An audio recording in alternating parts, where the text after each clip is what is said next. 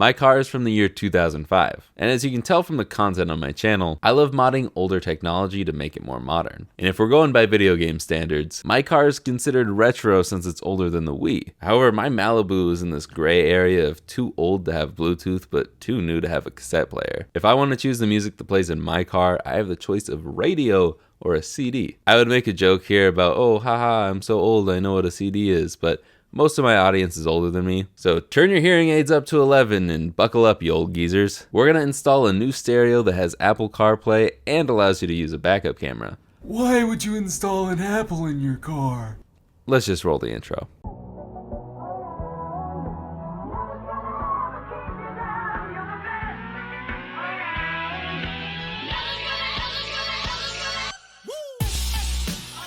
This is the second time I've tried recording this video. I did it all unscripted, and I must have taken my boring pills that morning because I was falling asleep while editing this. But according to this poll, you guys really wanted to see it for some reason, so here I am. This is a generic aftermarket stereo equipped with a touchscreen, Bluetooth, and of course CarPlay. It also comes with a backup camera that wires up to your reverse light, so when you go to back up, the lights power the backup camera and the stereo will automatically display what's behind you. Put it in reverse, Terry!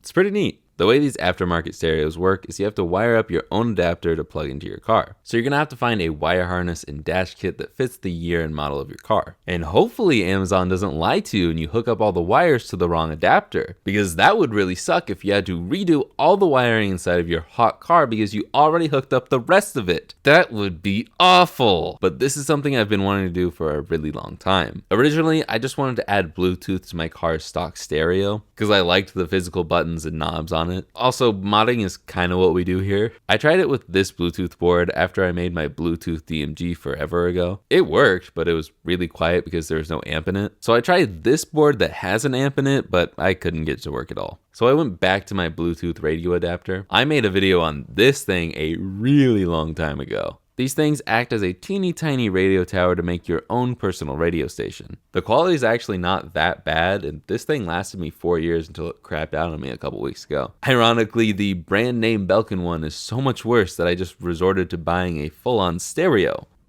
Now we're here. Now that we're like 18 minutes into the video, I'm gonna set this up as much as I can in here. Then we're gonna go tear apart my interior for like the 5th time on camera. I know how to do it by heart now. Those go in there, these connect to this, and then this goes into the plug that normally goes into my current stereo. This plugs into here and plugs into here for the backup camera. And this cord hopefully will stretch all the way through to the back end of my car.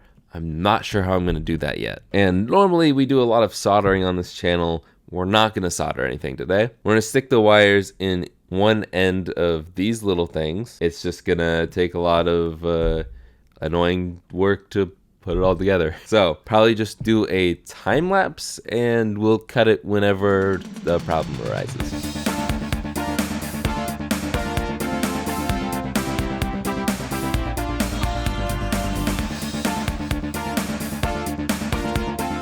This took me about 30 minutes to connect and crimp all these, and now I'm gonna cut myself off. Don't worry, you're not missing anything. It's a lot of, now I'm incredibly confused.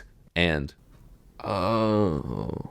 That's because I got the wrong wire harness. Amazon said it fits my 2005 Chevy Malibu, and technically, it does. The dash kit fits my car, and you can connect the wire harness. But the wires coming out of my car don't match the wires coming out of the adapter. I'm just glad I figured that out before I installed it.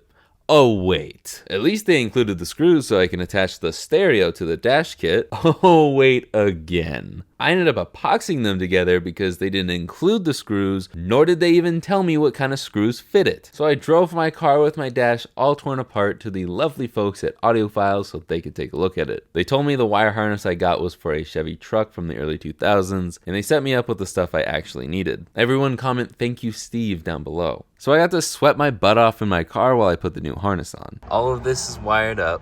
The only thing we have left to wire up is this guy. This will go to the accessory, aka when your car is on, it'll complete the 24 volts needed for this radio. So we shove this little thing into the radio fuse, and then we shove this into that, and it should make the connection. There's my fuse box, and we need to take the one below. Oops. So we're gonna pull that red fuse right there. So I'm just gonna pull that out. There's our fuse. This goes over one of the pins like that, and we'll stick our wire through there, just like that, and we stick it back in.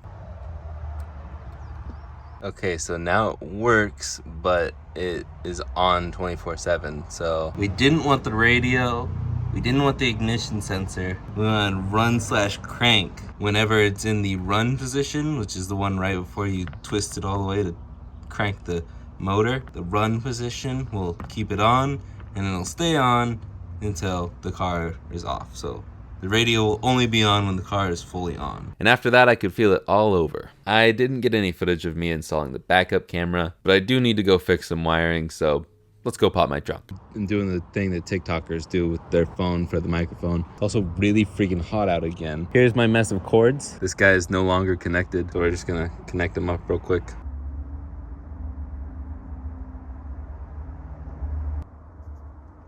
It was really that simple. These wires just go up into a hole in my car. I just connected the negative to something negative up here, and both positives are connected to this reverse light right here. Just need to find a better way to maintain the wires. No, it's not the best looking because it's a cheapo 480p camera, but I think I might just get a nicer one since they're only about 20 bucks and use the exact same plugs as my current one. So all in all, I'm happy with how it turned out. If I would have had all the pieces from the start, the process really wasn't that bad. But boy was I sad when it didn't work out the first time. For only 150 bucks, I think it's pretty sweet. The CarPlay experience is nice. It's not gonna make your car sound any better, but it's not gonna make it sound any worse. I just wish Amazon didn't lie to my face about the wire harness. Since I did have to get another wire harness, it brings the total to $170. And if I do end up getting a better backup camera, that will bring the total to almost $200. So what do you guys think? Was it worth it?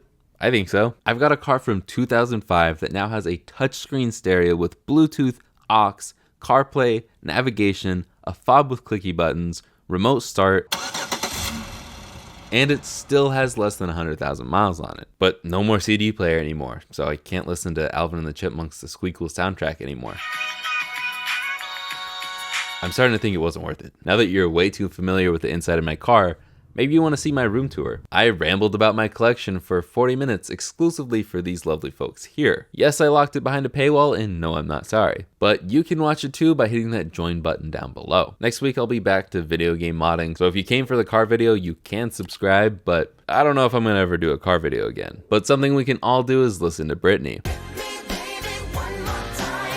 So like, subscribe, and I will see you guys in the next one. Later, guys.